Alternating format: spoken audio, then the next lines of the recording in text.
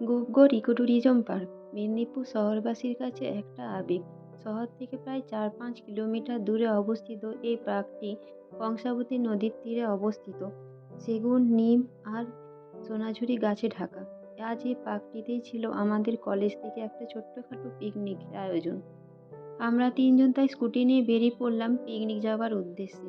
গিয়ে দেখি এখানে সকালের খাবার দাবারের আয়োজন প্রায় কমপ্লিটের মুখে। সকালে ছিল কেক, মুড়ি, পকোড়া আর কফি।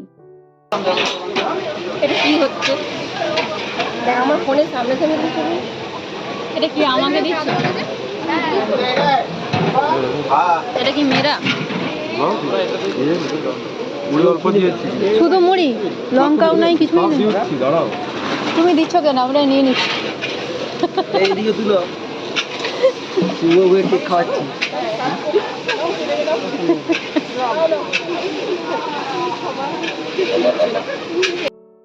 ছবি তুলতে এটা কে দিচ্ছে? এটা আমাদের সত্য।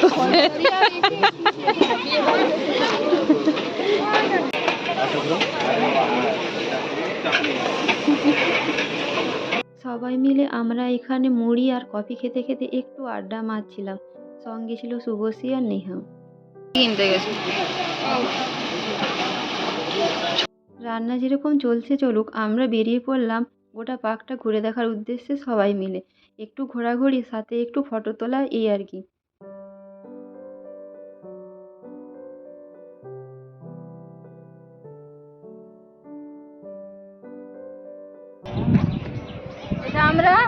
এটা আমরা মেদিনীপুর কলেজের স্টাফ। আমাদের এখানে পিকনিক চলছে।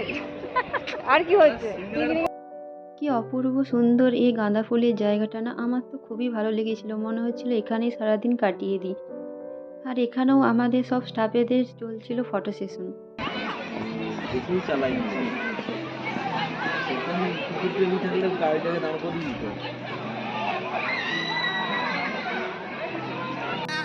আর এরা এখানে ফুলের ভিডিও করার জন্য গাছের উপর শুয়ে পড়েছে দুই বোনে।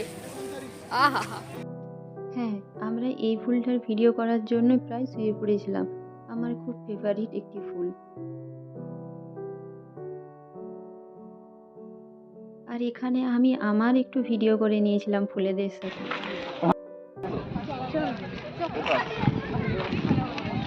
কি অপূর্ব সুন্দর এই জায়গাটা না, গাছেদের মধ্যেখানে 3টে হরিণের প্রতিচ্ছবি। আর এই দিকটা পার্কটার একটা অন্যদিকের রাস্তা, এদিকটাও আমরা একটু ঘোরার জন্য বেরিয়ে পড়েছিলাম। আমাদের তো খুব খিদে পেয়ে গিয়েছিল। অলরেডি এসে দেখলাম সবাই খেতে বসে গেছে। তো দেরি না করে আমরাও নেক্সট ব্যাচে বসে পড়েছিলাম খেতে। মেনুতে ছিল স্যালাড, সস, ভেজিটেবল চপ, আলু ভাজা, ভাত, ডাল, ফুলকপি পনির তরকারি, মাটন, চাটনি, মিষ্টি, দই আর পাঁপড়।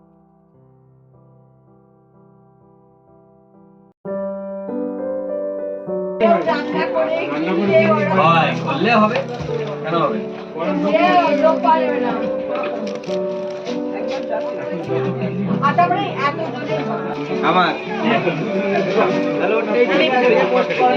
এখানে আরেকটা ব্যাচের খাওয়া দাওয়া চলছিল। আমরা দেরি না করে বেরিয়ে পড়লাম। ভালো লাগলে সাবস্ক্রাইব করে দিও। Thank you.